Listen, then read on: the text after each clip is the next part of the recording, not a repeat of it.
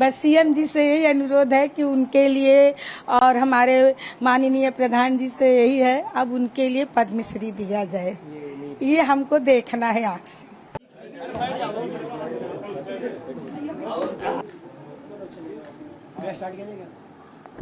हो गया। बहुत अच्छा लगा जब मेडल पहनाया तो हमने उसको सर से लगाया। बहुत उपलब्धि वाली वो चीज़ थी, उसको बयां भी हम शब्द नहीं हमारे पास है कि हम उसके लिए कुछ बयां कर सके, लेकिन बहुत ही उपलब्धि की चीज़। और जहां हमको लगता है कि इतनी खुशी की बात है कि आज ललित बनारस के डबल मेडलिस्ट हो चुके हैं, ये बहुत खुशी की बात है। और इतने छोटे छोटे बच्चे लोग वहाँ आए थे सिर्फ ललित का स्वागत करने के लिए, ये भी देख के हमको बहुत खुशी हुई। और सब तैयारियां सब अच्छे से हो रही हैं, जो उनको पसंद है, जो खाना है पीना है, उनकी भाभी सब बना रही हैं। सब बिल्कुल सारी चीज़ें उनके पसंद से बन रही हैं। और अपना केक वोक भी मंगाई हैं, अपना जो भी करना होगा उनकी भाभी हाँ तैयारी वो कर रही है। मेडल वो निकाल के आपको पहनाए, आपको दिए, तब उस समय आप क्या? हम तो रो दिए थे। हम तो सिर्फ जब वो दिखाए तो हम सर से लगाए, फिर वो नहीं पहनाए तो हमारे तो आंख से आंसू आ गया। इतनी खुशी की आंसू थी। भीड़ तो भाई वो तो जनता का प्यार है, काशी के लाल वो है, तो सबका हक, मुझसे पहले उनका हक है। मैं तो उनकी माँ हूँ तो मेरे पास हमेशा रहेंगे, लेकिन इससे ज्यादा मेरे बनारस वालों का उन पे हक है। वो पहले पूरा अपना हक जता ले, मैं तो हमेशा के लिए हूँ। तो जब वो पहनाए तो बहुत खुशी हुई। बाबा विश्वनाथ भी गए दर्शन पूजन, और तो ये बाबा को भी अर्पित। हाँ तो वो तो अर्पित करेंगे, और वही तो एक उनका आशीर्वाद है। ये सब भोलेनाथ का ही आशीर्वाद है कि जो यहाँ तक पहुँचे हैं और डबल मेडलिस्ट बने हैं। बनारस के अभी इकलौते ही बने हैं। अब आगे भगवान जिस पे अपनी दया बरसाएंगे वो मेडल लेके आएगा। गवर्नमेंट से कुछ कहना चाहेंगे कि और भी कुछ विशेष किस उनके लिए या? नहीं, अब उनको तो सब अवार्ड मिल चुका है। बस सीएम जी से यही अनुरोध है कि उनके लिए और हमारे माननीय प्रधान जी से यही है, अब उनके लिए पद्मश्री दिया जाए।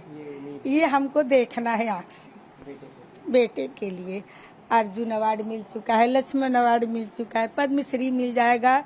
तो अब मुझे भी ये होगा कि नहीं, मेरा भी बेटा संपूर्ण हो चुका है। भैया बनारस आए हैं, बनारस आते ही बाबा विश्वनाथ भी गए, घर पे भी मम्मी को भी मेडल एक तरीके से सम्मान पहनाए।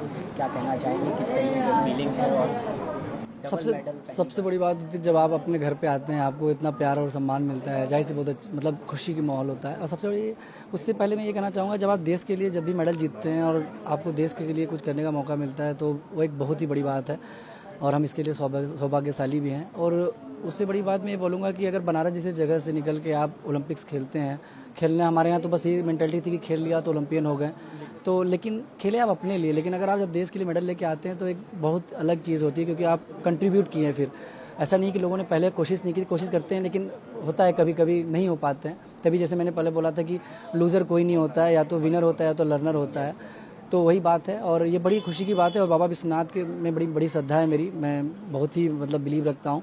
लास्ट टाइम भी जब मैं आया था तो यही था कि मैं बाबा के पास सीधा डायरेक्टली लेके जाऊँगा, घर पे मैं नहीं रुकता, सीधे इसलिए जाता हूँ वहाँ पे। और इस बार भी ओलंपिक जाने से पहले मैं दर्शन करके गया था और ये सोचा था बाबा इस बार भी अगर आ जाए तो इतिहास हो जाएगा और हॉकी के अध्याय में मतलब एक कड़ी और जुड़ जाएगी। हाँ, 2 बार बैक टू बैक मेडल लेने के आना और उसमें अपना एक कंट्रीब्यूशन देना और एक इतिहास का पार्ट बनना एक बड़ी बात है।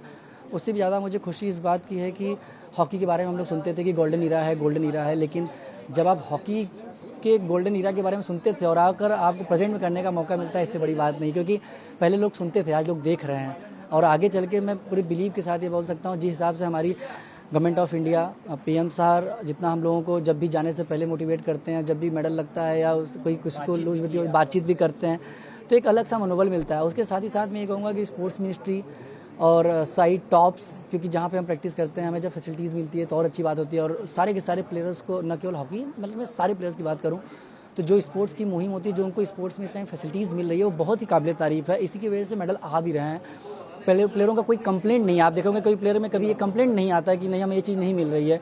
और उससे बड़ी बात मैं ये भी बोलूँगा कि स्टेट गवर्नमेंट्स जो हैं, मेरी यूपी गवर्नमेंट, तो मैं अपने माननीय मुख्यमंत्री जी का जितना धन्यवाद करूँ उतना कम है कि जब से उन्होंने कहा पदक लाओ, मतलब पैसा और पदक दोनों मिल रहा है, पद मिल रहा है, तो आपको और क्या चाहिए? आपको बस खेलना है, दिल खोल के खेलिए। सरकार, राज्य सरकार सब आपके साथ है और उससे बड़ी बात है कि आप खेलेंगे तो आप देश के लिए खेल रहे हैं, आप मेडल पाने का आपको सौभाग्य मिल रहा है, आपको अपने कंट्री का नाम रोशन करने का मौका मिल रहा है, प्रदेश का, अपने माँ बाप का, अपने कोचेस का, अपने गुरु का, अपने फ्रेंड सबका। तो इससे बढ़ के मतलब मुझे नहीं लगता है कि कोई अचीवमेंट होगा। और मुझे खुशी इस बात की है कि थोड़ा सा हम लोग चूक गए गोल्ड से, क्योंकि वो मलाल रहेगा।